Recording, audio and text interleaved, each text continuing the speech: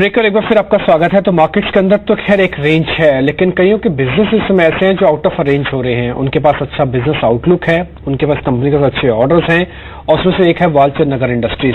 वालचंद नगर industries का अपना वैसे तो कोर काम थोड़ा डिफेंस से जुड़ा हुआ है, लेकिन काफी सारे कामकाज इनके पास और भी हैं। जीके पिल्लाई जो कि एमडी एंड सीईओ हैं वालचंद नगर इंडस्ट्रीज के, वो मेरे साथ जुड़ चुके हैं कंपनी के आउटलुक पे बातचीत करने के लिए। सेक्टोरियल ग्रोथ कितनी होगी जरा उस पर भी बातचीत करेंगे उनसे हम। मिस्टर पिल्लाई, पहले तो शुक्रिया आप सीरीज को समय देने के लिए। पहला सवाल थोड़ा अफवाहों से जुड़ा हुआ है, आप थोड़ा क्लियर कीजिएगा क्योंकि आप एमडी हैं कंपनी के। अफवाह मार्केट में ये है या फिर खबर बाजार में ये है कि आप कुछ डीमर्ज करना चाहते हैं अपने ईपीसी कारोबार को, ये कितना ठीक है? जरा इसके बारे में सर कुछ जानकारी दें आप। बेसिकली अगर देखा जाए तो वालचंद नगर इंडस्ट्रीज लिमिटेड एक तरह से बहुत सालों से हम ईपीसी बिजनेस की ओर ज्यादा ध्यान दे रहे थे। हाँ। और हमारा ईपीसी बिजनेस करीब 70% हुआ करता था, और स्ट्रैटेजिक बिजनेस जिसमें डिफेंस, एरोस्पेस और न्यूक्लियर आते हैं वो करीब 25 और 30% के बीच में आया करता था।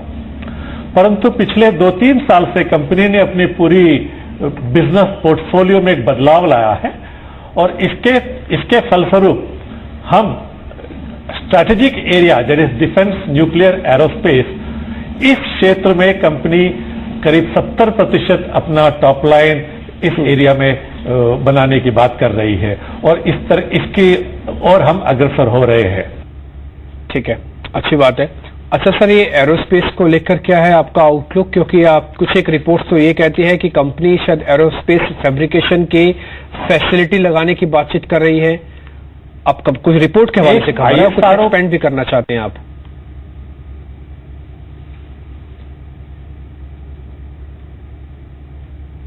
एक आईएसआरओ के जितने भी जो लॉन्चेस हो रहे हैं उसमें कंपनी का एक बहुत ही बड़ा योगदान है।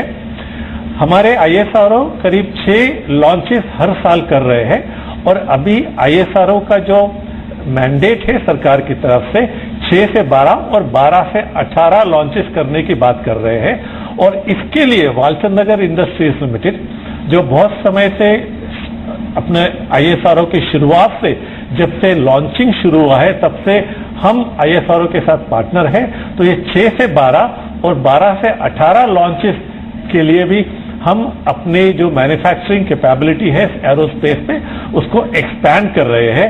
ये एक्सपेंशन देश के आईएसआरओ के रिक्वायरमेंट को उनको मद्देनजर रखते हुए है ये एक्सपेंशन किया जा रहा है।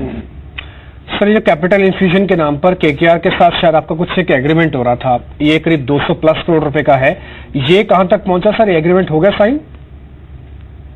लास्ट टाइम जब मैंने बात कही थी आप लोगों से, तो केकेआर जो इन्वेस्टमेंट फंडिंग एजेंसी है, यूएस बेस्ड है, वो वालचंद नगर को 237 करोड़ रुपए देने की बात हो रही थी। और ये बहुत खुशी है मुझे बताते हुए कि 16 सितंबर 2017 को ये जो 237 करोड़ रुपए केकेआर ने अपना निवेश किया है कंपनी के अंदर, इस 237 करोड़ रुपयों में से अधिकतर जो हमारे लॉन्ग टर्म लोन थे कंपनी के, वो जो टर्म लोन थे उनको सारा रीपेमेंट कर दिया गया है, और ऑलमोस्ट सारे रीपेमेंट के बाद करीब 44 करोड़ रुपया कंपनी के पास वर्किंग कैपिटल के रूप पर अभी सितंबर 2017 को कंपनी के पास आया है। और इसके फलस्वरूप ये जो एडिशनल 44 करोड़ रुपया जो आया है केकेआर फंडिंग के फलस्वरूप, उसके थ्रू कंपनी अपना Q3 और Q4 का जो सेल्स टर्नओवर है उसको इंप्रूव किया गया है। तो यह है केकेआर की बात। ठीक है सर, शुक्रिया मिस्टर पिल्लाई आपका समय देने के लिए, और सभी कंफ्यूजन या फिर अफवाहें जो बाजार के अंदर चल रहे हैं उसको क्लियर किया आपने। एक तो केकेआर वाली बात, और दूसरा आपने बात कहा कि हाँ ईपीसी जो डीमर्ज हो रहा है उसको लेकर जो आपने क्लैरिटी दी है आपको। शुक्रिया समय देने के लिए। जय, एक बार